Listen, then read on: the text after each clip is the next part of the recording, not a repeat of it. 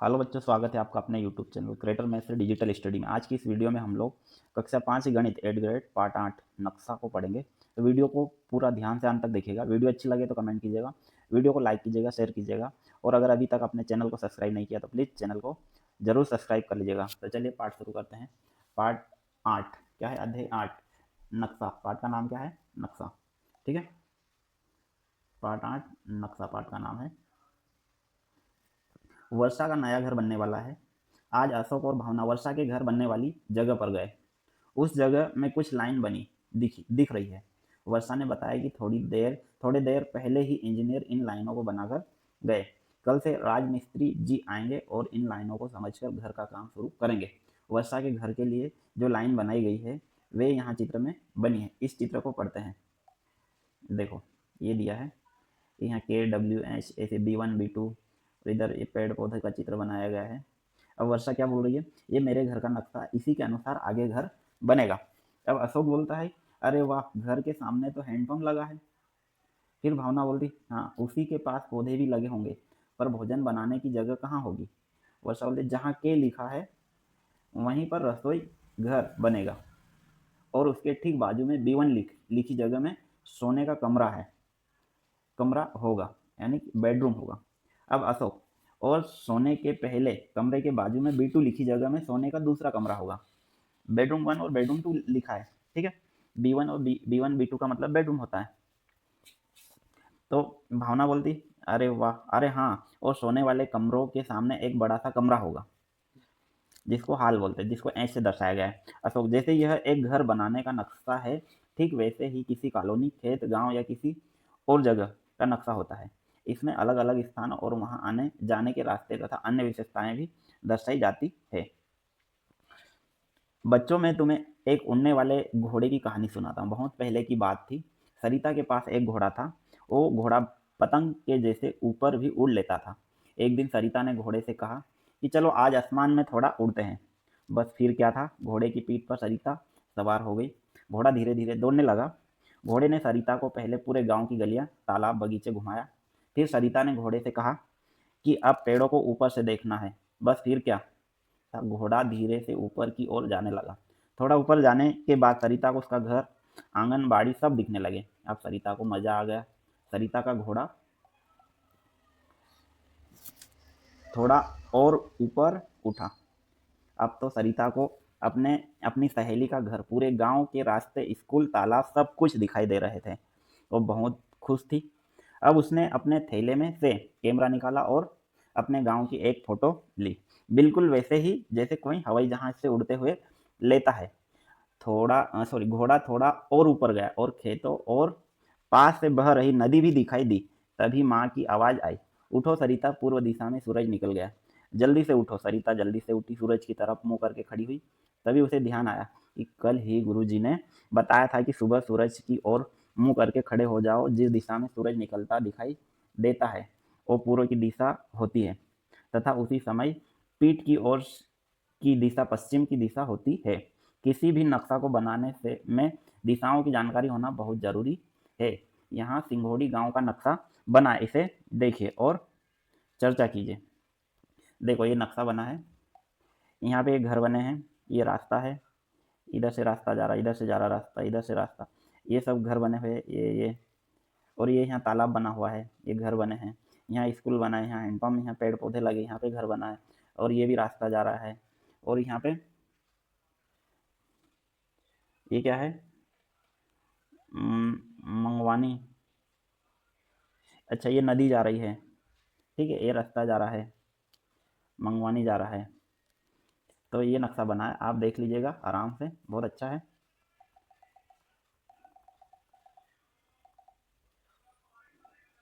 ठीक है, अब देखिए, नीचे दिए गए नक्शों को देखकर समझिए एवं प्रश्नों के उत्तर दीजिए। अब देखो, इसकी प्रश्न उत्तर देखते हैं। आम के पेड़ों के पास स्कूल है। स्कूल पर अपने स्कूल का नाम लिखिए। स्कूल का नाम क्या होगा? तो देखो, यह नक्शा कहाँ का है? सिंघोड़ी का। तो अपन स्कूल का नाम लिख देते हैं,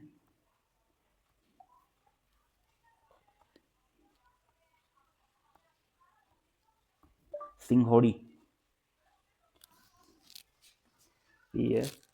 सिंघोड़ी, ठीक है, यहाँ लिख दिया। हिंदी में लिखना पड़ेगा, 1 मिनट।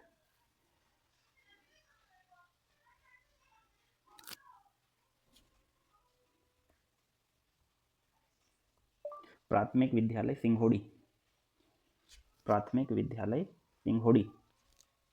अरे यार, लिखा क्यों मेरा? प्राथमिक विद्यालय सिंघोड़ी। चलो ठीक है, पीएस सिंघोड़ी नाम है, इंग्लिश में लिख देते हैं, समझ जाना।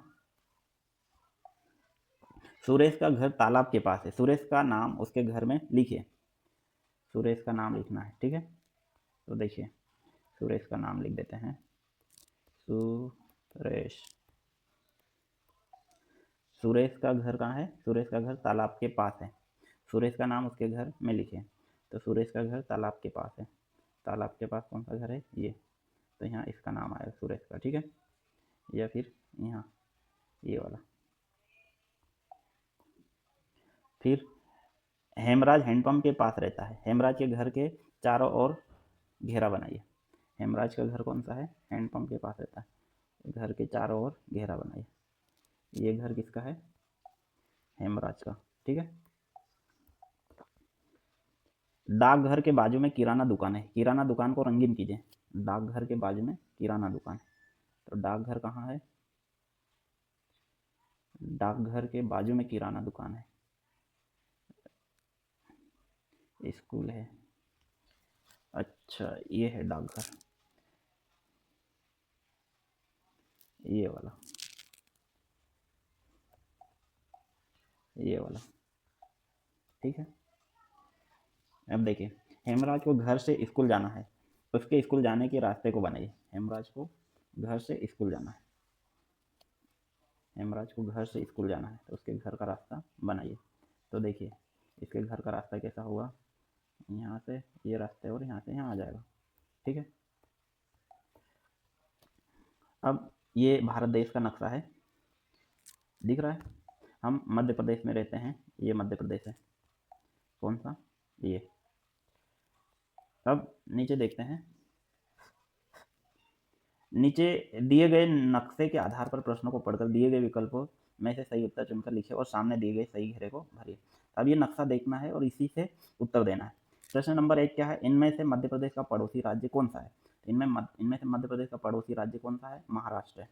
देखिए कहाँ, ये मध्य प्रदेश है और महाराष्ट्र किधर है? यहाँ पे, ये महाराष्ट्र है, ये वाला, ठीक है। अब देखिए, इसका महाराष्ट्र आ जाएगा।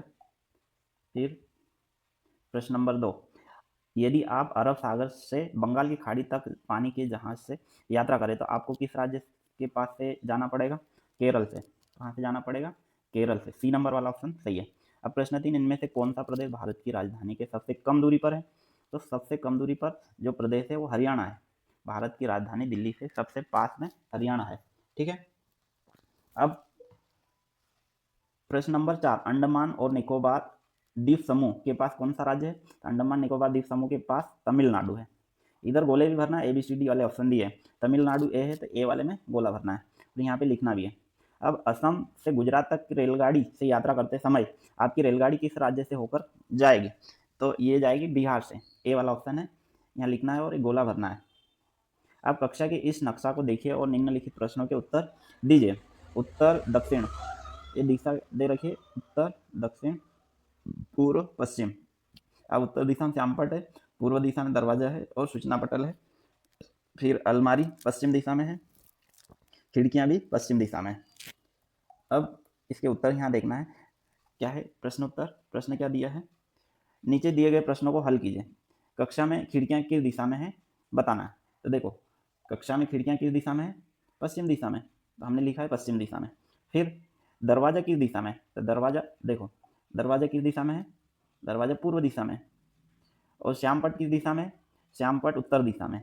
सूचना पट पढ़ने के लिए किस दिशा में जाना होगा? पूर्व दिशा में। कक्षा में अलमारी किस दिशा में है? वो भी पश्चिम दिशा में। प्रश्न 17 से 18 तक दिए गए बॉक्स में अपने गांव वार्ड का नजरी नक्शा बनाइए, जिसमें स्कूल, आपका घर, आंगनवाड़ी, जल स्रोत, खेलने की जगह, पेड़, रास्ता और दुकान भी दर्शाइए। तो हमने ये हमारे गांव का रास्ता बना है, मेरे गांव का नक्शा, ठीक है। मैदान, यहाँ पे मैदान बना है, यहाँ पे मैदान बना है, यहाँ पे ग्राम पंचायत बनाई, ये पेड़ पौधे बनाए हैं, और यहाँ पे नदी बनाई है, और यहाँ पे घर है, फिर पेड़ पौधे, बीच में विद्यालय है, इधर फिर पेड़ पौधे, ये रास्ता बना रखा है आने जाने का, ठीक है।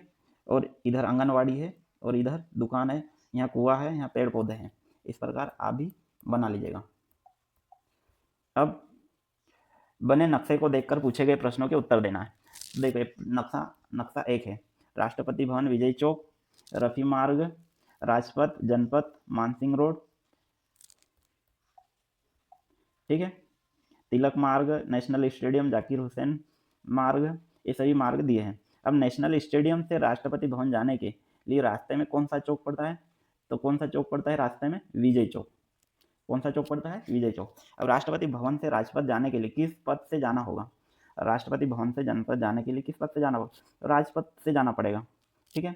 इसी प्रकार ये वीडियो समाप्त होता है। बच्चों, अगर आपको वीडियो अच्छी लगे तो कमेंट कीजिएगा, शेयर कीजिएगा, लाइक कीजिएगा। अगर अभी तक आपने हमारा चैनल सब्सक्राइब नहीं किया, सब्सक्राइब कर लीजिएगा। जय हिंद।